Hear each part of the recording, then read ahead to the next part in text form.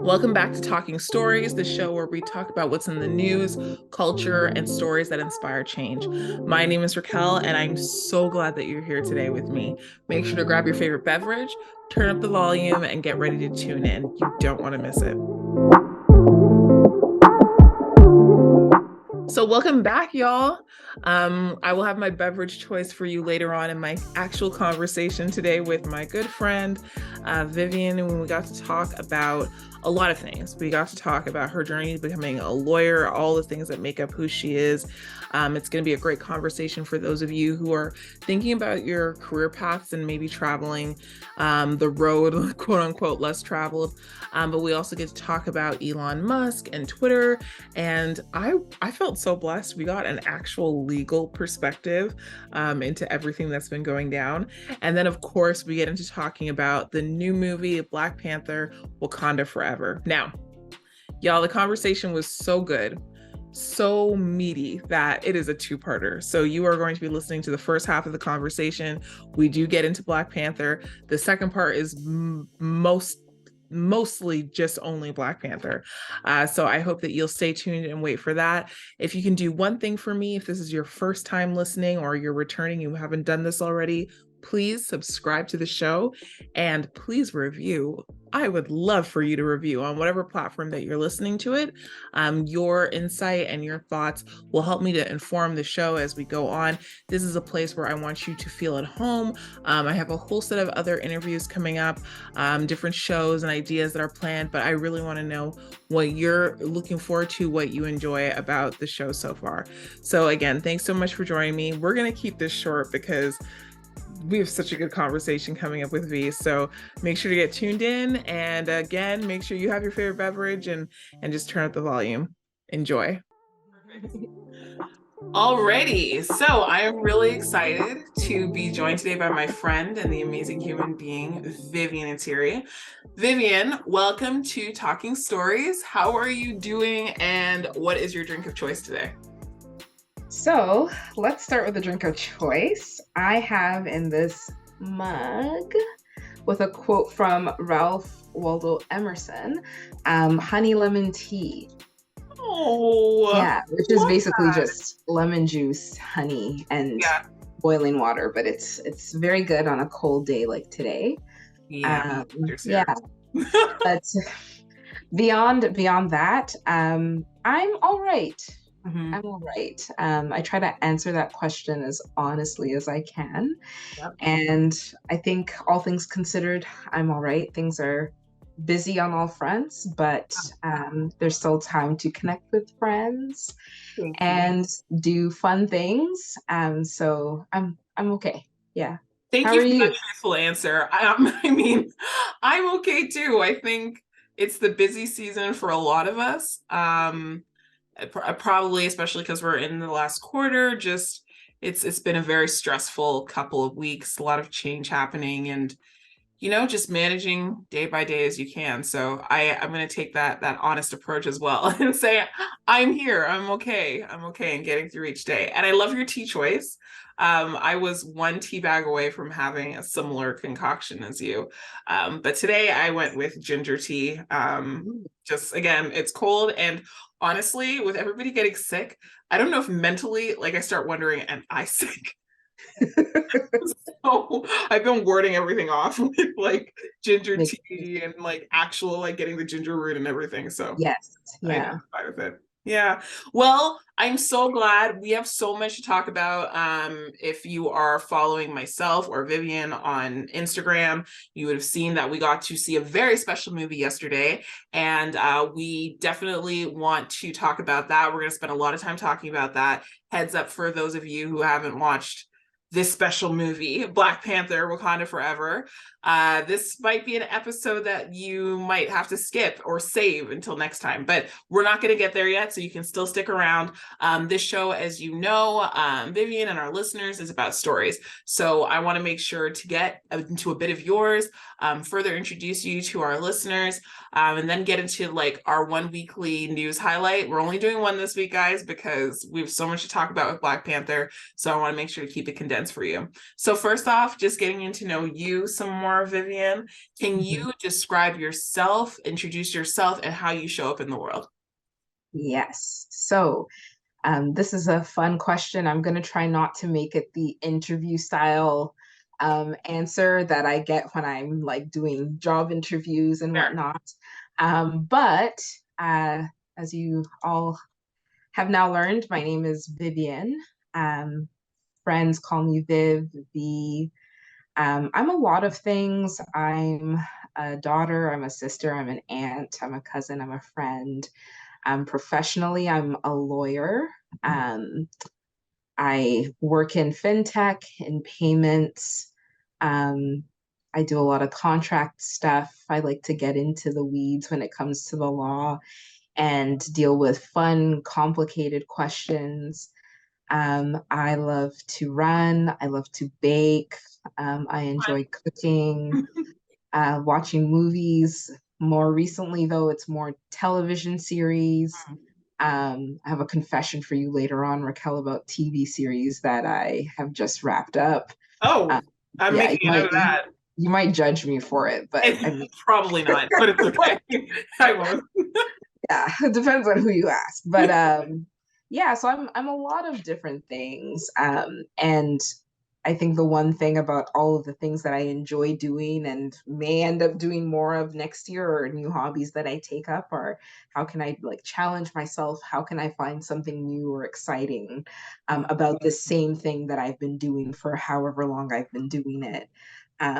So yeah, That's a that's really good challenge. Thank you so much. Like, I think that's something that we can all like do better of, because I think one thing I've always admired about you, V, is that you live intentionally. And I don't just say that, like, I know intentional has become a word that a lot of people use, but you you look at your life and you move it in a way that it is in accordance with your goals and the things that you want to get out of it. And that's something I've long admired about you. So I think that's an amazing goal. I think I would love to get into, just really quickly, based on your introduction of yourself, can you just tell like people who are listening, like what got you into law? Like what interested you in law? It is such a intense profession. You know, listeners know that I come from a communications background. I think in a past life I thought like, oh, maybe law would be something I could consider, but that studying is a lot. It's intense. So yeah, just wondering what got you into that field. Sure. So I didn't always want to be a lawyer. To be honest, I didn't think that was it wasn't even like a profession that registered as a thing for me to do. I'm sure you've heard the old joke about the immigrant child's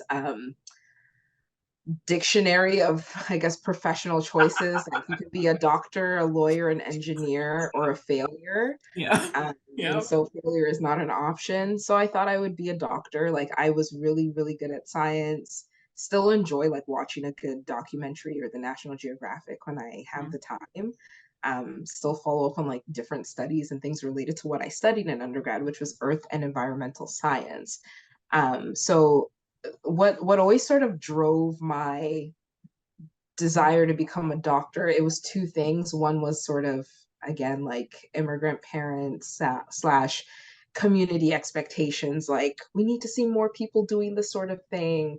Also, like I'm pretty good at what I do, like in terms of the science stuff. So let's pursue it. Like it just kind of made sense at the time. Um, and part of the reason why I really enjoyed science was because of that curiosity component. Like you're allowed to ask questions, and no question is considered silly. And these questions lead to discoveries. These questions lead to maybe further questions. Mm. And I thought, this is something that's really interesting to me. And science is all around us. And there are ways to just make it more meaningful to people. And I can relate to it directly because, like, I'm a person, I'm made up of molecules, there are chemical compounds that make up the different components of the human body, etc. So I thought, let's pursue that path and see where it goes. I had always wanted to be a pediatric surgeon.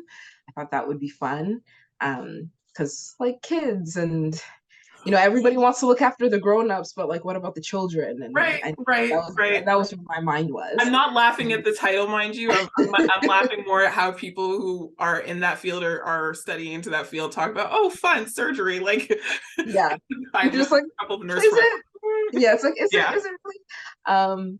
Yeah, but even like that component, right? Like it's complex. It's like you get to dissect things and like really get into the weeds of things.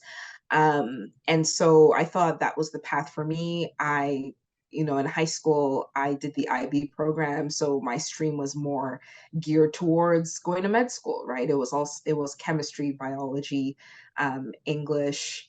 I did some like history related stuff as well. It was all good for me in that respect. And then I went to undergrad and I decided to study earth and environmental science because I did an elective unit in high school in my chemistry class that was earth science. And I had a lot of fun with that unit. As strange as that sounds, like it just made a lot of sense to right. me.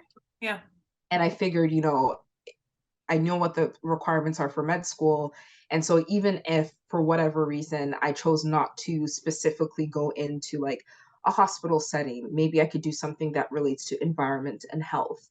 And at the time too, my father, really taught me a lot. And we were having a lot of conversations about things happening back home. And back home for us is Ghana in West Africa, and specifically in the region where he's from, where there's a lot of gold mining and there's a lot of what we call artisanal mining. So it's not necessarily mining through a company like a De Beers or any of the other major mining right, organizations. It's just right. locals picking up like shovels and tools and extracting Mhm. minerals, predominantly gold, but other minerals from the ground. And it causes a lot of destabilization, erosion, destruction of the underlying aquifers, the water supply, and all of that. So I was interested in seeing, if there was a way to sort of connect the two things, right? Like people are living in these areas, and obviously the work that's happening there is impacting their health.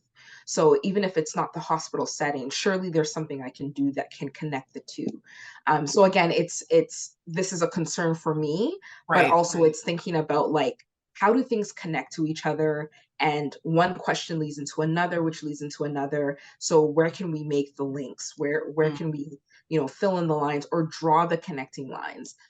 So I decided to study earth and environmental science for my undergraduate degree, with the knowledge or with the understanding that I was going to go to med school afterwards. And Right. then after my first year of undergrad, I said, no, this is not a thing that's happening for me. This is not in the Right. cards for me. And it was pretty humbling. So I had this first year biology professor, Dr. Kajura, Oof, she remembers the name. wonderful woman. I will never forget that woman's name. Wonderful woman stood in the front of our biology class. It was like it was 9 a.m. seminar. There's like 500 students in this class, and I think they taught 4 or 5 sections every year. Yeah. So thousands of eager students. Mm. And the question that was posed to the class was, how many of you here want to go to medical school? And I think with the exception of like 2 or 3 people, every hand in the room was raised. And we were basically told more than half of you will not even make it through the application process to get into med Ooh, school, let alone become doctors. And I was like, wow, okay. wow. Oh, wow. Okay, wow, that's humbling. Wow. Um, all right. Okay.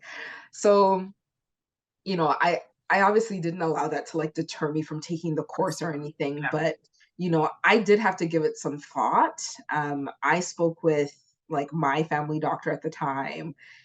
I tried to connect with people who were like working in hospitals, who were currently residents, that sort of thing. Any specialists that I had ever been referred to, try to connect with them just to get an understanding of like what it's really like. Because up until that point, um, I thought I was going to go and study medicine because that's what I was told I was good at, and that's sort of what the unspoken expectation was, that this is something I'm going to do. And so in having those very honest conversations with them, I was like, no, this is not the thing for me. Um, More so because what I ultimately want out of my career, which is what I was talking about earlier in terms of connecting the dots, asking questions, making the links, making the connections where it's not obvious. That's not necessarily something that you can do in medicine unless you're in research. Right. And I still want to be able to do something practical and make a real impact. And it's not that, doctors don't do that. They Sure. absolutely Sure. do, but it's also in some ways not preventative. It's more in response to an existing diagnosis, right? Or a recent diagnosis. And I want to be able to make the links and then sort of, if at all possible, prevent further issues down the line. Right. And some of the things that we would like to prevent, we simply can't, right? Like some of the illnesses, the diseases that people are diagnosed with, there's really not much we can do except prepare them for their transition. And that really didn't sit well with me. Mhm. So I thought, okay, well, let me finish with the degree, and there's still environmental health, right? We can do something, Yes. right? And just be open to other things. Like let's be open to other things. So then in third year of undergrad, I took a course on environmental policy, and I loved it. I loved everything about that course. It was all like regulations and like federal environmental laws and like the interaction with like provincial laws. And it just made a lot of sense to me. And I was very engaged in that class and I did very well in that class and spoke with a professor. And she put me in touch with some of her like mutuals, like people who she knew who either worked in environmental policy or were lawyers, Mhm. and just worked in the field in general.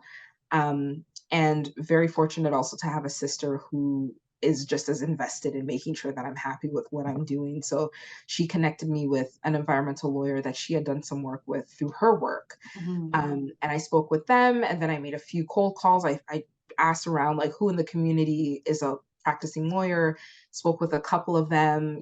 My dad was really supportive with that too and connected me with his chiropractor's brother who is a lawyer. And so all of these people were happy to take cold calls from a random like third year university student and basically sold me, or persuaded me, as we would say, to pursue a law degree, right? They said, Wow.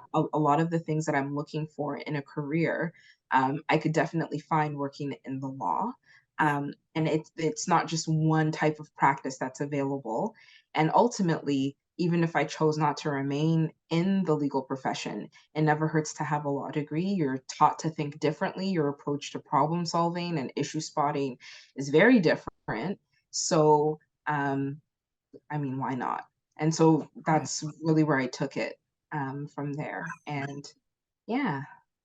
I love that story. I love because what I think I love about it, no, not what I think. I know that I enjoy the factor of all these different people in your life being able to speak into who you would become and the field that you would, pursue.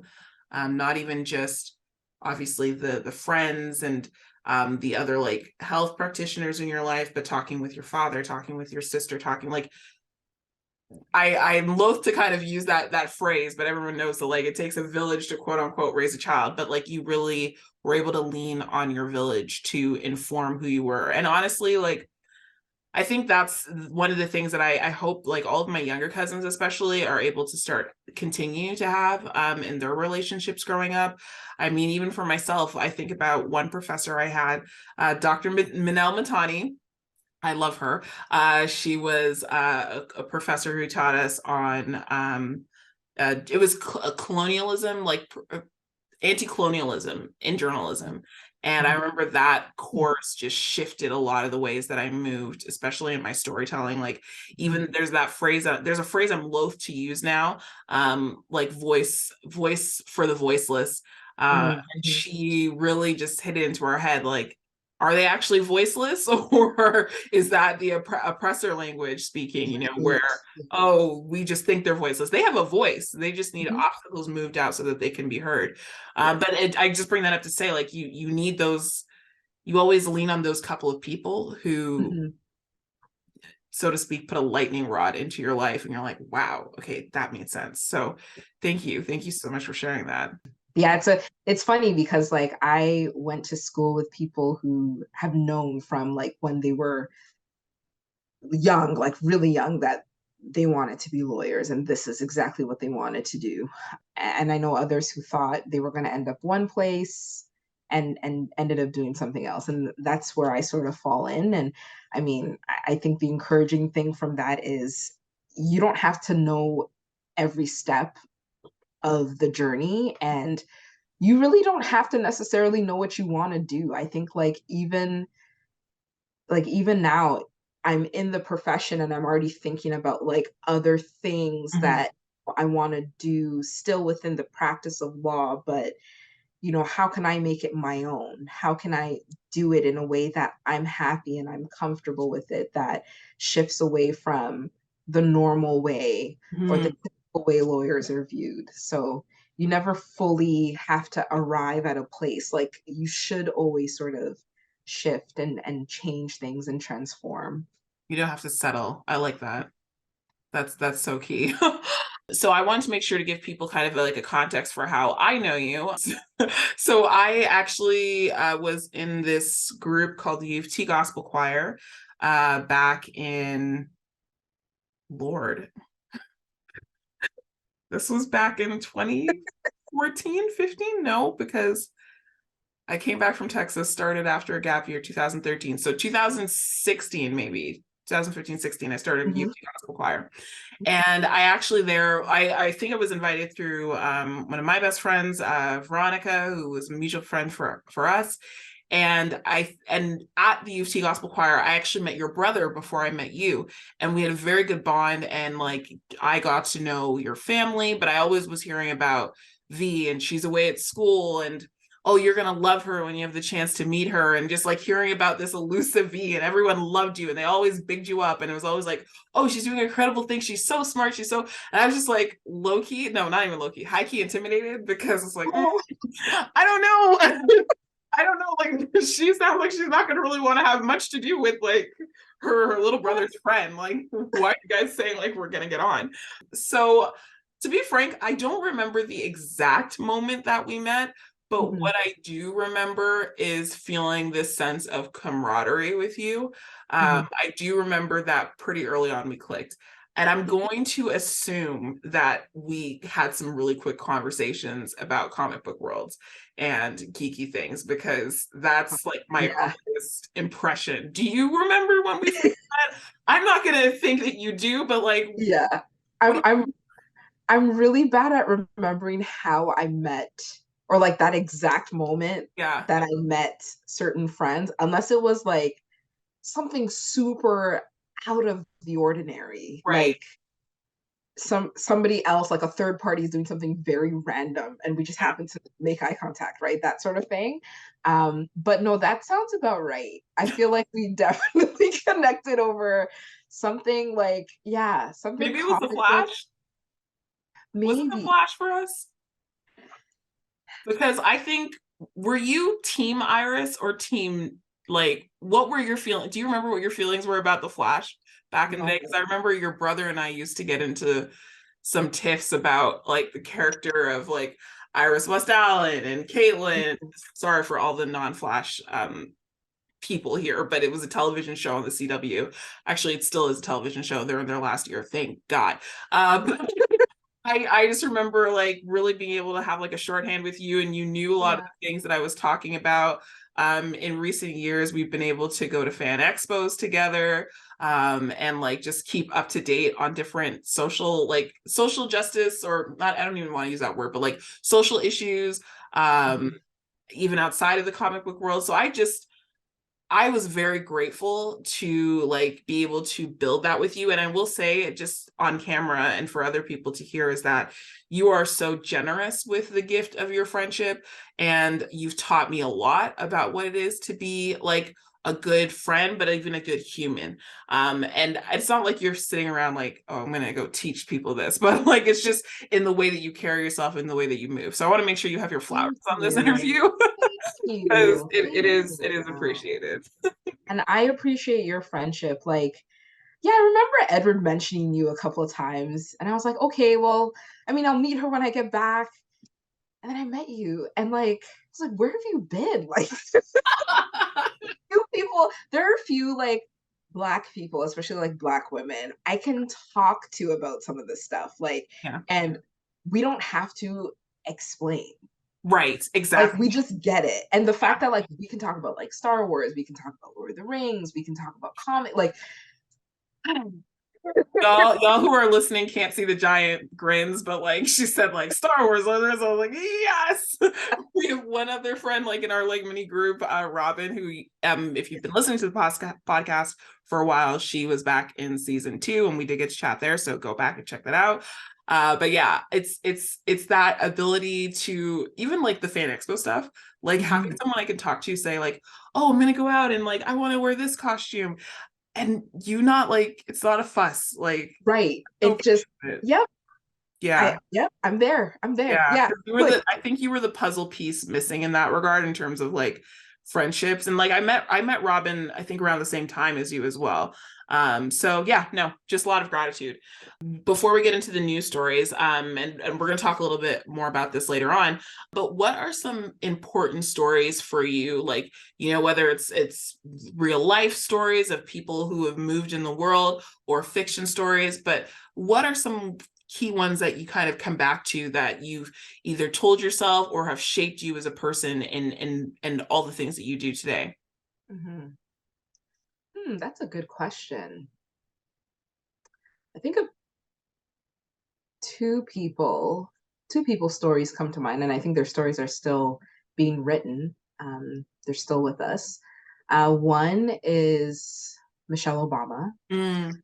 I love her arms. My goal, my fitness goal is Michelle Obama arms. Just putting that out there. That is You're the not goal alone. for me. She is so fly. Like Yeah. in my mind, she is my best friend. Yeah.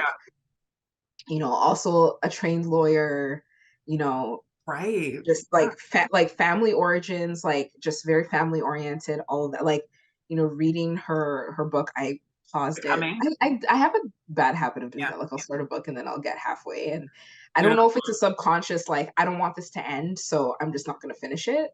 But I'll take That it up. resonates. That Yeah. resonates. Yeah. So that's what happened with Becoming. But like even in reading her story, like and everything that she's had to go through as like former first lady, Hmm. and everything that she is just out here living her best life, and her name will still come up, Yeah. and for what, she's just minding her business. But anyway, the role that she played and continues to play, as somebody who wasn't necessarily in the spotlight but was sort of forced into the spotlight, but was still genuinely herself. Like I truly believe that the Michelle that we see, the Michelle that tweets, the Michelle that writes, is the same in person versus behind closed doors with her family.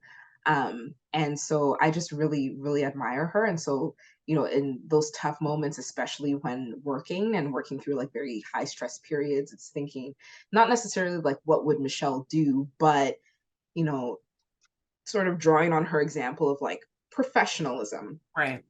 and still being very true to yourself, even in those moments where um, it's easier to sort of blend in and fit in with what everybody else wants you to do.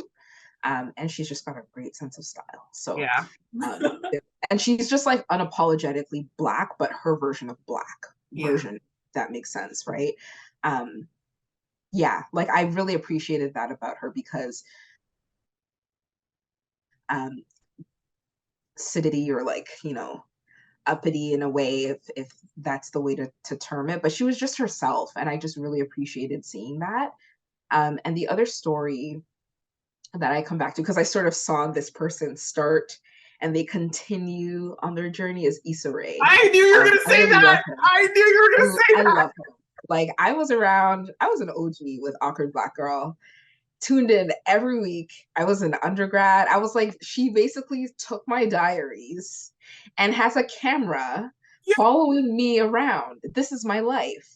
Oh my This is my God. life. And I remember I Yeah. subscribed to that YouTube channel. And I remember thinking to myself, she is going to blow up 1 day and I'm here for it. And Yeah. she has not had to change who she like. I still believe the awkward black girl that we saw in those YouTube videos is Issa Rae, like with Huh? her friends. Like there's no doubt. And it slips in when you're watching Insecure, like Yes. it presents itself like she's Issa, but she's not Issa. But real Issa comes through sometimes. Yeah. So I really I love her story, and I love seeing where like I can't wait to see where she goes next. So and acting, all of that, yeah. So I just she's the other one for me.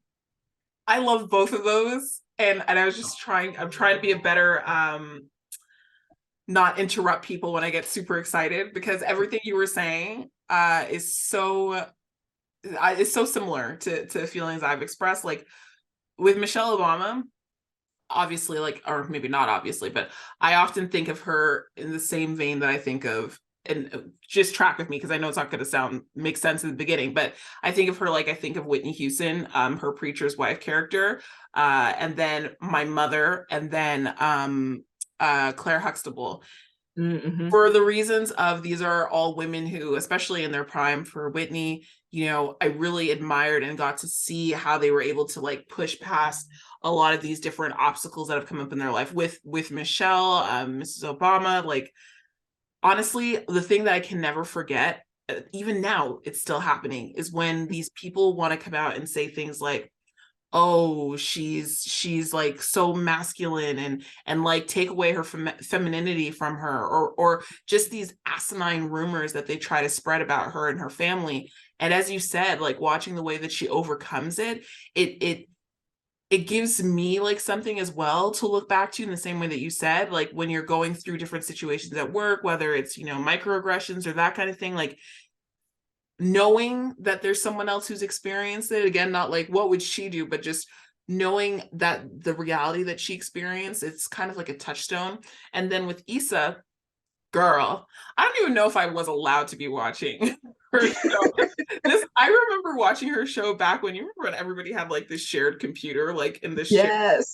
like your parents had to be able to see where you were. So I would get my little window of time and be like, catch up, run. Like I don't even know why I was running. I don't remember it being like anything to run about. But yeah, I love all of that. And thank you so much for sharing, because that was great. So in the time that we have left, before we restart again, I want us to just really chat through Twitter. We have time to chat. We have time to chat about Twitter. So as anyone who's listened to the show again, like the last couple of weeks, I've mentioned here and there that there's been drama happening at Twitter HQ. As many of you probably know by now, it has been acquired by Elon Musk, the richest man in the world. Also owns Tesla. Like there's a lot of things that have been happening since we last chatted. So since we last talked, not Tesla, LOL. Twitter was talking about instituting this thing called Twitter Blue, where you were able to like subscribe. I think I'm saying that right. I don't know why. You know what? Because I work at U of T, I was about to say True Blue. But anyways, Twitter Blue, where you're able to subscribe, have a verified account. It was supposed to allow you to have longer movies or longer video posts, some other asinine benefits of Twitter Blue. But Twitter in Twitter fashion just decimated this rollout. And my favorite meme, I don't know if you've seen it, that's come out, is this. Okay, wait, what's the kosher way to say this? This person got Twitter Blue. Oh yeah, the mannequin that's like covering its face. On the verified thing and see, did this person pay for Twitter Blue, or were they a legitimate like government celebrity, someone that actually like needed to be verified? How have you been, like, what have your impressions been of this whole thing? So, my impressions of this. I feel like this whole debacle with Twitter is going to make an excellent case study in the next year to 2 years. I would not be surprised if Harvard Business Review is working on the case study as we speak. Truly, like, Yeah, I'm thinking for any business class, leadership, management, right. even government, right? Like, any position, any role where you might be in a position to lead Yes. any group, this is an excellent case study in what not to do, Right. and quite frankly, what a bad leader looks like. I have a lot of thoughts on Elon Musk personally. Fair? I'm gonna we'll start with the takeover of Twitter, and I'll try to weave Yeah. some of that in. So I'm thinking back to a sermon my pastor preached on a couple of several weeks ago now from the book of Esther. And that was also like a sort of sub series in what not to do as a leader. Mm, And one of the things, one of the key points is don't make rash decisions, don't make irrational decisions, think things all the way through. mm. Um, Think and be things through. self aware. Yeah. Be self aware.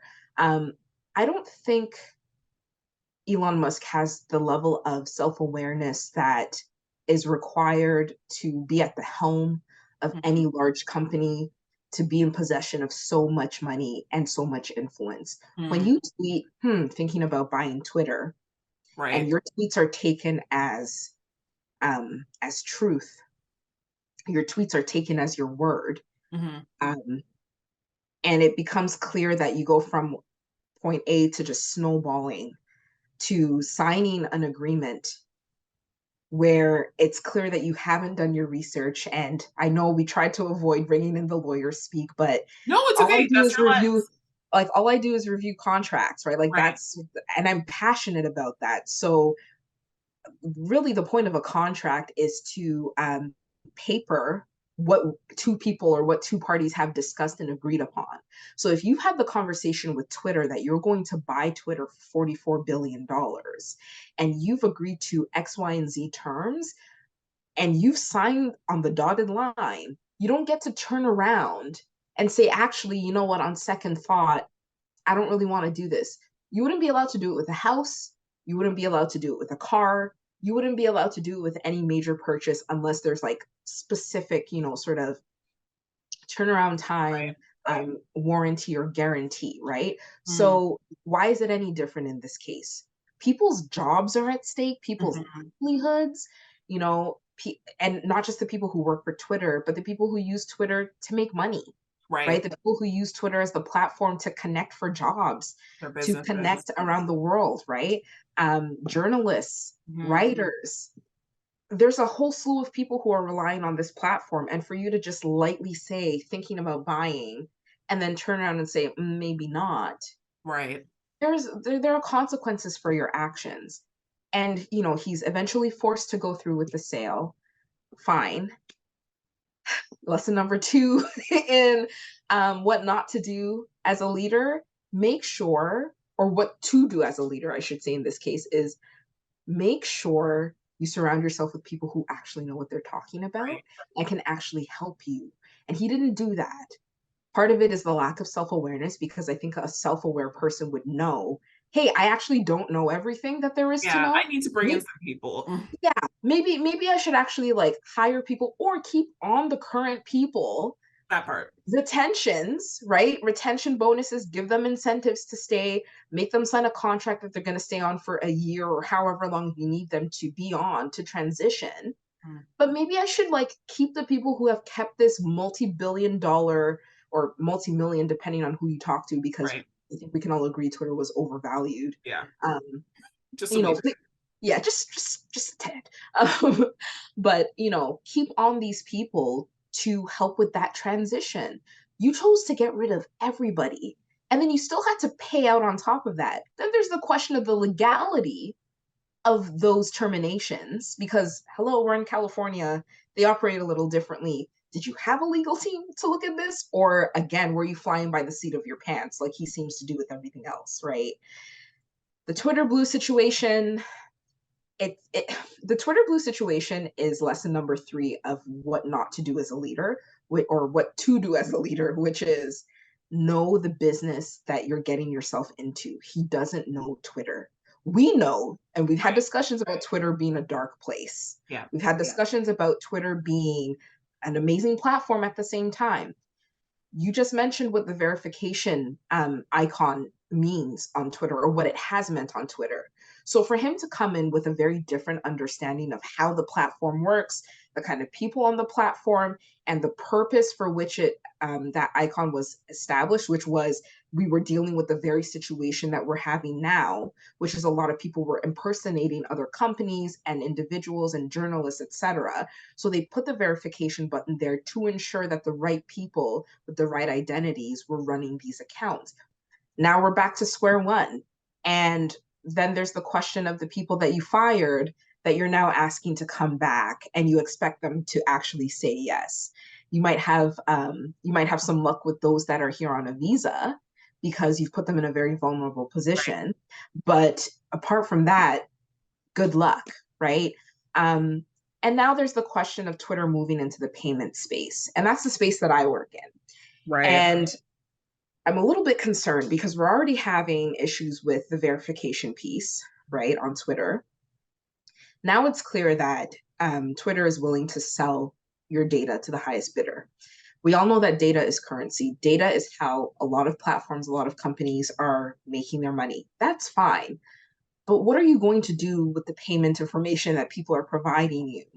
Right. And how are you going to ensure that everybody has provided informed consent, right? So I'm concerned about that too. And it's ironic because Elon Musk actually does come from the payment space. He was part of PayPal before, right? Like his company was merged with PayPal. This was before Tesla. But even with that, again, going back to, I think it was lesson 1 or 2 about good leaders is know the industry, know the firm or the organization that you're getting yourself into. And part of the reason why he left PayPal was there's really he wanted to do things with the platform that, quite frankly, you're not able to do in the payment space, and it would cause a lot more harm than good. That being said, my thoughts on Elon Musk generally, he wants to be liked. He is a people pleaser. He wants to be liked. The fact that I think it was the verification, the Twitter Blue function went from, I think, $20, or was it $5 to $20 to $8? I remember the $20 function. And wasn't he having a conversation with someone where he was like, Stephen King. Oh, Stephen King. With Stephen King. Of all people on Twitter, you want to go up against Stephen King. Wow. And you're negotiating the price of a function that you're going to charge in real time. You are negotiating on Twitter with one user.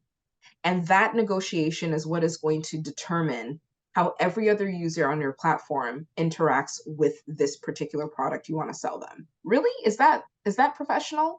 Have you run these numbers by your pricing team? Have they determined that this is lucrative? We already know that you're in the hole and you're trying to dig yourself out of it. You're thinking of putting Twitter behind a paywall, like a platform that's been free for how long, right?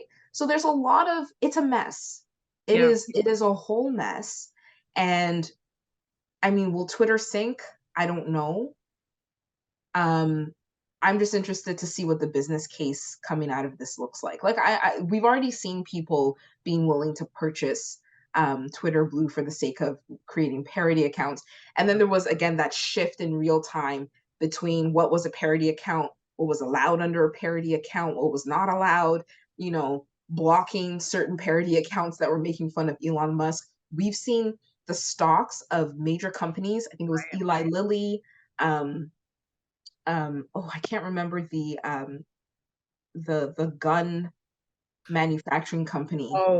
I can't remember the name, but yes, and there's been a couple that we've seen like that. Even to a less serious extent, I suppose, some of these major conservative voices have been parody accounts have been created, and I'm not even gonna hold you. At one point I thought it was real. Yeah. And I knew that the impersonations were going on. I knew the parodies were going on, but just scrolling really quickly, I was like, actually, the one that comes to mind is the Doug Ford one. It took me a second because the handle was so close. Like, I think it was like Doug Ford, but with an extra D, or like real Doug Ford, something like that. And I just, blanked that his handle is Ford Nation. But it was such a quick thing. And as you say, like, you're seeing stocks of actual companies being impacted in real time. And Mhm. then you're seeing like politicians. There's another politician in the States. I can't remember his name right now, but he did put out this long letter to Elon Musk talking about his concerns about safety and the fact that a Washington Post reporter was able to just, as you said, take $8, get a cell phone, and impersonate. Yeah.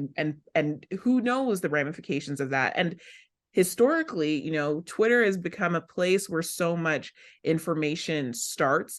Like, I think of the Arab Spring, I think of so many movements that have happened, Black Lives Matter, like Mhm. where this has been such a home base of important real-time information. There's a reason that journalists, and I came from being trained as a journalist, Mhm. that was such a resource where you're able to see in real time things that were happening. Of course, you had to have a familiarity with the platform to be able to go between the satire that we're known for in that community, but it was just such a valuable resource. And to see it so quickly being diluted in a way that it just feels like it did not have to happen this way, for me feels Yeah. very frustrating. And I mean, there's obviously the jokes that Black Twitter and everybody is like cracking right now, the memes about this being a homegoing and like we're all here in the Titanic with Yeah. the violins going. I mean, I made that my banner. We're just playing and the icebergs, we've hit the iceberg and now we're chucking the ice at the captain. Like, that's all good and gravy. But as you said, there's so much under the cover here in terms of leadership style and litigation. Like, I think you've already started mapping out your case study. So I look forward to the philosophy speech on this. Yeah, it's uh, I think I think the thing that frustrates me the most about Elon Musk and even everything with Twitter is, for whatever reason, I call them the Musk Bros. I don't know what the names of super fans of Elon Musk are. The Musky people, I don't know. They don't bathe. They don't bathe their legs. I'm sorry. Like, oh my goodness. Um, my concern is they still seem to cling to him as their savior. Like, he can do no wrong. The ship is sinking. It's very clear he doesn't know what he's doing. He's never really known what he's doing. He makes a lot of promises. Um, People seem to equate wealth with intelligence. Yes. And Yes. I find that really frustrating because, for whatever reason, the argument that you're met with when you challenge that is, well, how else would he have amassed all his wealth? We all know that it often takes a community to get you, like a good support system to get you to where you Right. are. We look at, the Jeff Bezos of the world. We look at Mark Zuckerberg. Like, they had people in their corner, I mean, beyond the sort of internal issues within those support groups. We know they had people in their corner to help them get to the point where they have become as lucrative as they are. Elon Musk is a product of privilege, right? Like, he and you know what, good for him for taking advantage of what had been, what he was able to inherit, but Right. that doesn't make him a smart person. Like, Right. it really doesn't. And I need people to stop equating wealth to intelligence, because it's very clear in this case, he doesn't know what he's doing. Somebody who's actually smart and has given this even 5 minutes of actual thought would know, one, maybe I shouldn't negotiate things and make certain statements online when people actually take what I say seriously, even if I mean it as a joke. Like, that is the point of being a good public figure, right? Is you understand the impact that your words and your actions have, and you take responsibility. And then on top of that, it's knowing when you don't know something, and it's okay. Like, that's why you have money to pay people who actually know what they're doing and can help you make more money. That's the whole point. So maybe take the advice that everybody's so quick to dole out to people who don't have as much money, Mm. and take it for yourself, right? A good leader, a good CEO knows that they're not supposed to know everything. They're going to have a chief financial officer, a chief legal officer, a chief information officer, people around them who know the inner functions of their organization to help all of them make more money, especially the CEO make more money. So why would you not do that? Like, it's not a one man show. And That's the part. That's the Yeah, part though. There's, and I'm not going to label him a narcissist, but I do feel like there's some. I will. I will. I will say I it. will do that for you. It's just the tendencies seem to be so prominent there, and not to just throw it around the comparison, but I do see a lot of parallels with him and Trump. And I think part of my visceral reaction to all of this happening is I feel like we've just traded one uh hammer over the head for the other. Mhm. The last couple of years not having Trump on Twitter, I'm not trying to be dramatic, but honestly, when that ban happened, it felt like there had been like some mini weight Yeah. lifted off my brain just because and like you, we spend a lot of time on Twitter. My job is in social media. I manage 4 Twitter accounts. Mhm. To see You're him every day, like at one point I started having to block him on all the channels that I managed.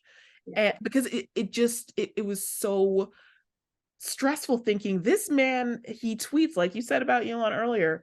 You tweet and you have to realize the weight of your words. Like whole countries are being impacted by the Yeah. things that you say. And then to have that little bit of interlude of peace, then to have Elon Musk or not come back, but come and buy the company and try to do these things in real time. I don't know. It's very interesting. I mean, not to stay on this so too long because I'm sure there's going to be more updates. As you said, it's a sinking ship. We'll see how long they stick around for this cult of personality by just everything, the Muskie Bros I'm talking about. We'll see how Mhm. long they just continue to say, yes, you're the best. You know what you're doing. I'm sure things are going to shift again in this next week coming up. Uh, we'll see what happens. But on a last note, how do you think, are you going to stay on Twitter? Like, do you have a decision just yet? Or do you even like, are you just going to be here until the ship is completely sunk? If Twitter goes behind a paywall, I'm gone. Yeah. To be honest, like, I mean, you'll see on Black Twitter, we're often like, why is this bird app free? There's like, it's free, and yeah, if it goes behind a paywall, I'm out because it's already bad enough that there are so many parody accounts, fake accounts using the verified function. I get all of my news on Twitter before I ever check any other news network. Um, so that's already brought, called into question. And then you're going to add a paywall to that. So I'm now paying to check a service that was once free, only for me to question the sources that I'm getting my information from. I don't quite know how that's supposed to work or why I should pay for a service where I'm actually going to end up doing more work when Right. before it was free and I didn't have to worry about any of that because you actually had a team which you didn't fire that made sure that I was getting accurate information. So as soon as there's a paywall up, even if it's $2 a month, I'm gone. You're done. You're done. Yeah. Yeah, I think I'm in the same lane, especially with the paywall. The paywall, no. And I mean, to be honest, I haven't been active in the way that I used to be active on Twitter back when in my fandom, like peak fandom days, where it's like I'm out here voting, like all the hashtags, blah, blah, blah. But Twitter remains my favorite app. Like Mhm. I'm on that. I spend, well, obviously there's work, but outside of work, I can easily say I spend hours on Twitter. Yeah. And the ability to lurk and like just get information that you need and then kind of go out, like I don't see that present in Mastodon. I know a lot of, and I don't even know if I'm saying it right, but a lot of people are kind of making their what is it, their departure over to Mastodon, just because I think a lot of it with the same layout of Twitter, like still being able to share like priority and text format and liking and sharing content. Have you had a chance to see it or check it out? Not yet. It's been on my to-do list, but I haven't checked it out yet. Yeah, I set up a handle just to save it. Uh, Okay. Well, that's smart. we'll see what happens. If Black Twitter goes there, I'm there. Yeah. Like, Yeah. it's a bit clunky right now, but I'm sure as they, especially they're seeing all these new people coming over, I'm sure that will change. But we'll see. We'll see, my friend, See. what happens with Twitter. Thank you so much for like letting us just dive into that a little bit. And now I'm going to switch into my favorite part of the show. To be honest, like I love talking about the news, and I wanted to make sure in this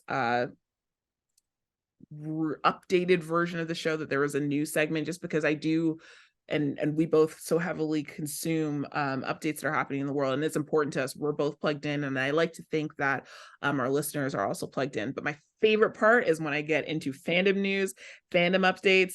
And y'all, today we're not going to do, like, there's a lot of things that happen in the fandom world. Rest in peace, Kevin. Like, there's a lot of things that happened, but we're going to be prioritizing Black Panther, Wakanda Forever. And let me warn you, for those of you who have not watched the movie again, and if you didn't hear us at the beginning, this is not a spoiler-free zone. Yes, so if you haven't watched it yet, save this episode, come back later, but we're going to get into it, and we're not holding back, so Vivian, don't feel like you have to hold anything back. Black Panther released this past Thursday, November the 10th, and it's directed by Ryan Coogler. The screenwriters were Ryan Coogler and his returning co-screenwriter, Joe Robert Cole. This had a star-studded cast. Obviously, the missing person from Black Panther 2, who this whole film was really in honor and tribute of. It was Chadwick Boseman who played T'Challa. And I'm going to tell you, going through this film, you felt the weight of his absence, but in a story sense, for me at least, it was very fulfilling, like full circle. Like, it wasn't like they just left that news and didn't deal with it. But we're going to get into more of the weeds of that. I wanted to start off first asking you, V, because you and I went to see it together last night. What are 3 words that you would use to describe your experience watching Wakanda Forever? 3 words. Yeah. I know this is hard. Satisfied. I'm making sure that I got mine. Satisfied, astonished, Mm. and I'm still processing. I'm trying to find a 3rd Right. word. No, that's totally fair. I mean, we've had has it been less than 24 hours? Yeah. Yeah. So if you can't come to it, it's okay. Okay. Yeah, we'll leave it at 2. If a 3rd comes to me later on, I'll let you know. So satisfied, and what was the second one? Astonished. Astonished. Satisfied and astonished. I love that. For me, I wrote down here fulfilling, which I think was similar to your satisfied. Optimistic, and that's for a couple of reasons, which we'll get into later. And I don't know if this is exactly the word that I wanted, but it's close to it. Provocative. Again, for things that we're going to get into as we continue on. So I'm going to release you from that 3-word barrier. How are you feeling, the next day post your experience watching the film? Like, what are some of the thoughts that have been rushing through your mind? So, I think the one thought that I'm still sort of like reflecting on and taking time to think about, and I'm gonna, full disclaimer, I'm going to see it again on Wednesday. So I'll hopefully have a different, maybe I'll get more from that second viewing. But I think the one thing that I'm still sort of working through, slash really happy they covered in the film, slash has really caused me to reflect, is how everybody who is close to T'Challa is processing their grief. Mm.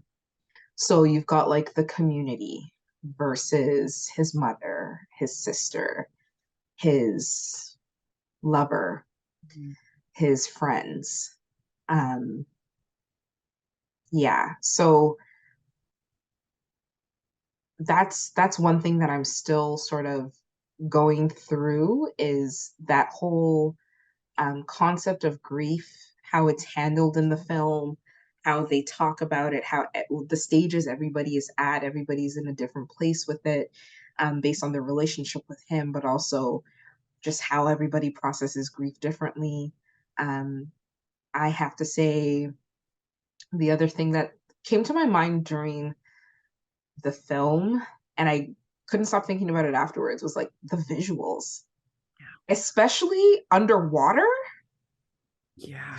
I was like, no, this is beautiful. Like, how did they shoot this? How did they make this happen? Beautiful. I was just, my mouth was open behind my mask the whole time. Shuri was underwater exploring in this suit. By the way, I feel like they should have found a way to make the suit more sleek, Just a less little bit. Honestly, that bulky. suit was bulky, bulky as Yeah, all heck. Sorry, yeah, go ahead.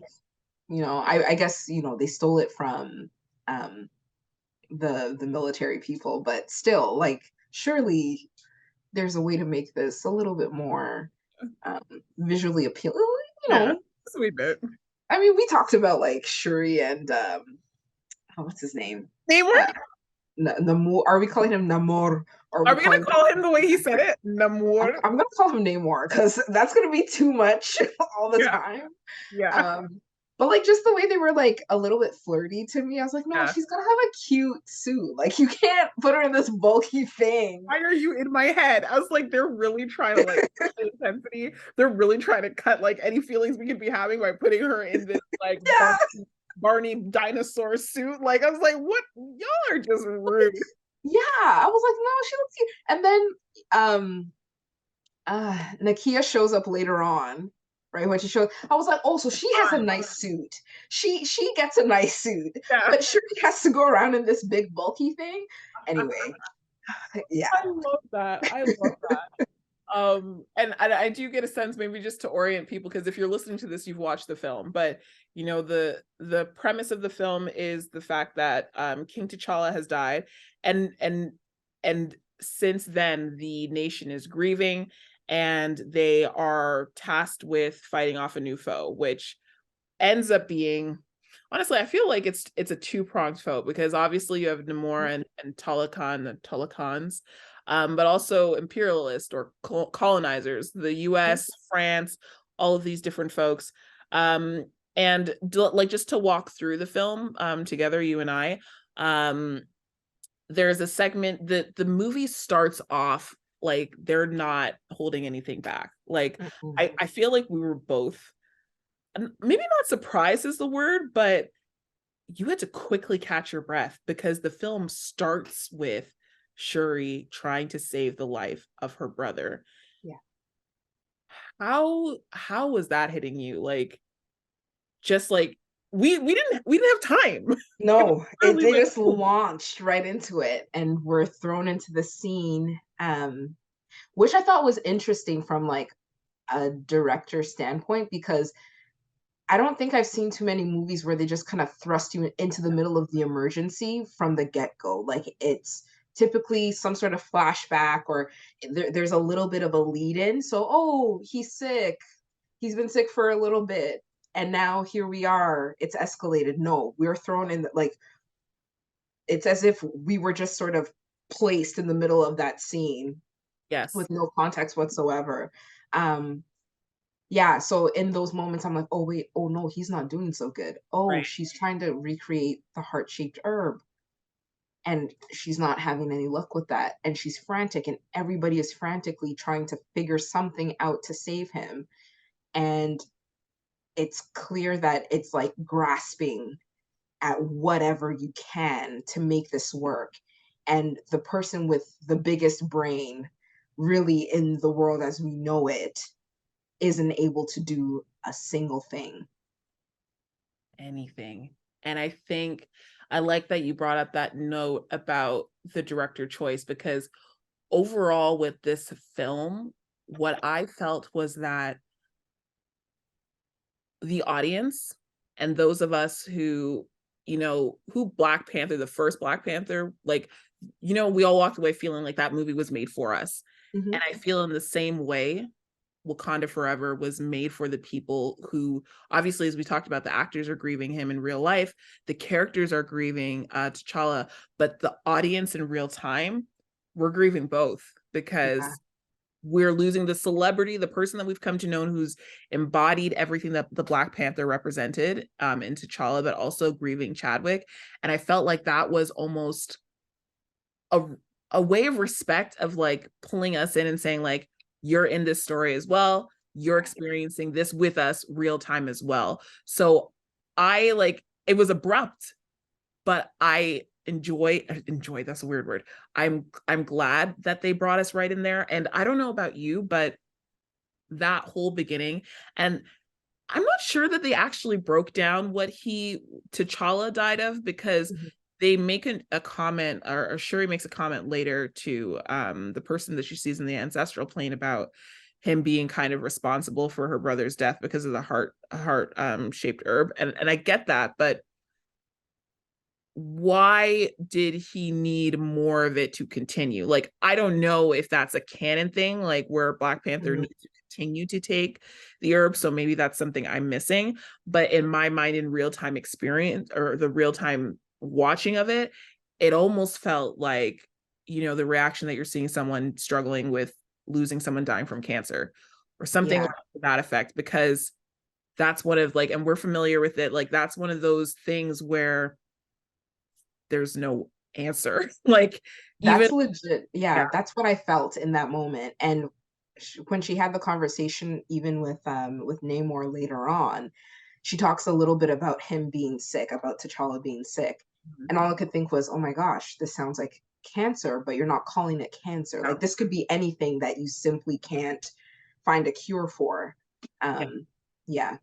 Yeah. And I think that pulled a lot of, anyone who's had to deal with that kind of thing where there's not a cure for it, like it hits us in a different way, because you're, Mhm. again, the feelings, the experience, and then you're experiencing it on that level with these characters. So again, I was grateful for that. And I think Shuri Letitia did such an amazing job conveying the absolute devastation of Mhm. not being able to, and especially as you said, she's the smartest person, she couldn't figure it out.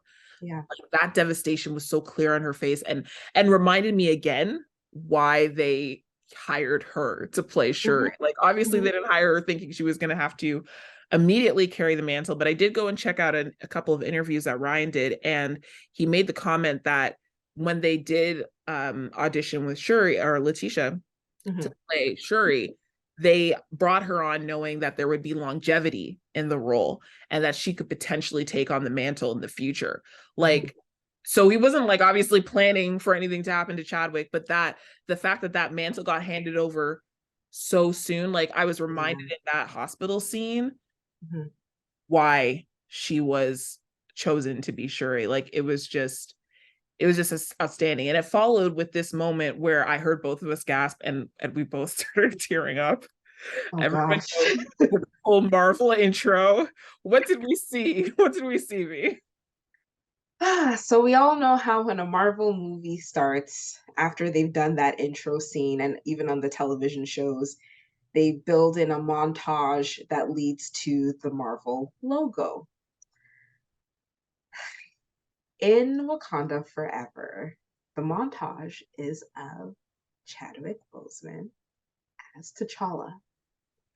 And it doesn't really hit you at first. The first image comes up and then the second, and by the third, you're like, oh, and the background is purple, and you're like, oh, wow, so we're really doing this. And then I'm sure for every one of us, there was like a particular image of him. I think for me, it was when he was in the Black Panther suit, he had the necklace, but the helmet was off. And I was like, oh my goodness. And I think we gasped at like the same time. Yeah. And I could not hold back the tears because it was just so shocking to see him in a montage. And it's not like for the Marvel movies, like it's generally the same montage every time. It's like all the Marvel characters, or at least the ones within the franchise that we're watching the movie about. This was just Chadwick. Like we didn't see anybody else from Wakanda. We didn't see anybody else from the Avengers franchise. It was just T'Challa. So it felt like that tribute to him without him ever even being seen on screen. And that was the first time we saw him. Like we didn't see the mural Right. from the celebration. We didn't see anything else about T'Challa until later on after that initial montage, which just like it just threw me. I was not expecting to get into my feelings So early. so early on. Yeah. I can't even lie. I'm like kind of welling up right now because I think the moment for me was when he walks into Shuri's lab and Hmm. he does the Wakanda Forever and Yeah. and he's just smiling because he's about to see his sister. And it immediately took me back to like the first, and I can't, we did see it together, Black Panther, the first time together, right? We did. I think we did. Yeah. Yeah. I just remember again, that was the best audience to watch it with. We saw it opening night. It was Black people from beginning to end, food pulled out. So yeah, like I was pulled right back to that moment. And I think we both like kind of made a comment, like whispering to each other, like, oh, you guys are doing that. Yeah. This is what we're gonna do. Yeah, this is what we're doing today, huh? I see. Okay. All right.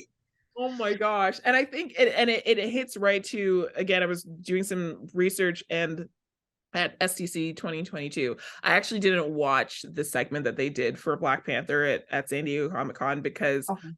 I I knew like I said this on my Instagram last night, like I haven't, besides the major trailer that came out, I didn't watch a lot of clips. I didn't watch because I knew that we were going to get wrecked in the film. And Yes. I honestly just wanted to let that moment, like it felt almost like a sacred moment where it's just like, let that all live in the theater In when we're that watching moment. it Yeah. together. But Yeah. I bring that up because I went back and at San Diego Comic Con, he said that the theme, as you pointed out, was grief and how you go on while carrying it. And quickly we're pulled into the scenes where there's and I think, correct me if I'm wrong, but I think this is typical to a lot of Black cultures where Mm-hmm. we have, we have the mourning, we have the like the sad, but there's the homegoing Mm-hmm. portion where it turns into a celebration. Mm-hmm. Um, and as you said, like we got to see the community celebrating, like dancing in all of their white, gorgeous white, and you Mm-hmm. see Shuri grieving privately. You see Queen Raimondo grieving silently, and then there's this moment where Shuri falls on the coffin, Mm-hmm. crying. Again, more feelings. At that point, were you like, I don't know if I'm gonna make it through this, or like what was going through your head? So I was actually reminded of my dad's funeral throughout that whole scene, throughout the private burial, and then throughout the homegoing scene. And Shuri falling on her brother's coffin, it's not uncommon because you realize in that moment, like, this is it, right? Like, I mean, the person has already left, they've already departed, but this physical box that they are in is all that's the only thing you can touch at this point, and you can't even touch it now because it's being taken somewhere in I mean, or buried, or cremated, or whatever the case may be, depending on your culture. um but I felt that because, like, that's the only way she can say goodbye, and she can't even say goodbye. And I can only imagine like what she was feeling, because it's not like she was in the room with him. Right. Like, her mother came to tell her that her brother had died, meaning her mother was in the room with him. She wasn't in the room with him because she was desperately trying to find a way to save him. So I don't know if you remember that attendant who was working with her in the lab who said, Princess, like, maybe you should go and be with your Yes, brother. yes. And she was like, no, no, no, I got to keep working. So she didn't even get to say goodbye. So I'm sure there's a sense of guilt there. Mm. And for her to not be able to physically say goodbye to him, this is all that she has. Um, and grief comes in waves. Mm. So this was another one, right? Is when you're about to let this person, or what is left of them, physically go to a place where you can't go with them. It was tough to watch because I've seen that myself. Um, yeah, I thought the homegoing scene was beautiful. Um, and again, like, even thinking back to like my dad's funeral, we wear a lot of white.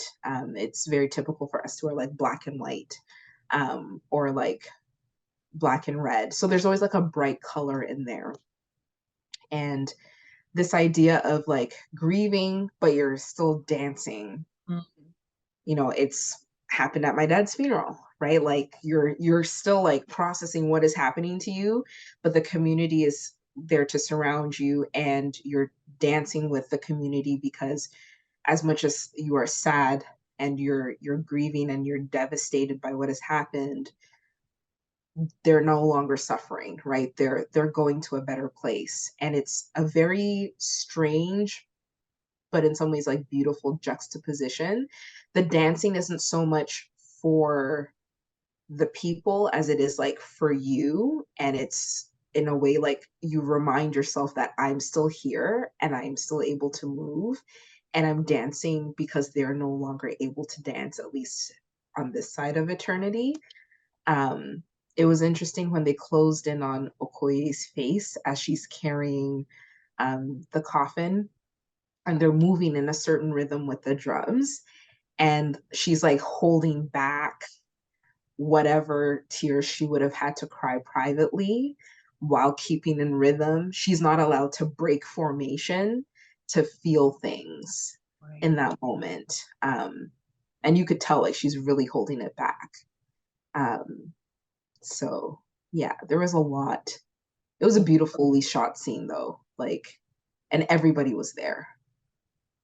Yeah. Everyone's in that space, even in Baku. And I just want to make sure to like check in on you. How are you doing Mhm. right now? Like if you need to take a Yeah. break, like because I know it can bring up a lot of emotions and feelings. Yeah. No, I'm good. Yeah, I thought about that even before going into the movie. Like, I don't know what's coming because I also, beyond the main trailer, did not watch any clips or anything or interviews or anything like that. And I wondered, like, am I going to be okay watching this? And I'm really glad that we got to see it. Like, I think I'm in a much better place now than I definitely was, like, even 2 years ago, Mhm. right? So yeah, no, it brings back like memories, and like you process it differently like as time goes. um but it was interesting because like I felt like a lot of what I personally felt in the immediate aftermath of like my father's passing, and in the months and even the year to 2 years after his passing, like I felt like Ryan Coogler was telling my story and watching a lot of that. Different family member, like it was my dad, not my brother, but a lot of what everybody was going through, I've either gone through at some point, or I've been one of different people in different roles at some point, helping others process their grief. So, That's a yeah. perfect spot to pause. All right, y'all, that is part one of our conversation. I hope that you really enjoyed that as much as I enjoyed speaking with Vivian and getting her incredible insight into so many different things. Again, if you haven't already, make sure that you subscribe to the podcast, leave a review, but most importantly, stay tuned for part two. It should be out soon, and I'm looking forward to hearing what else you have to say about our conversation about Black Panther 2, Wakanda Forever. Talk to you all soon. And remember always that I'm rooting for you and cheering you on. Have a great day.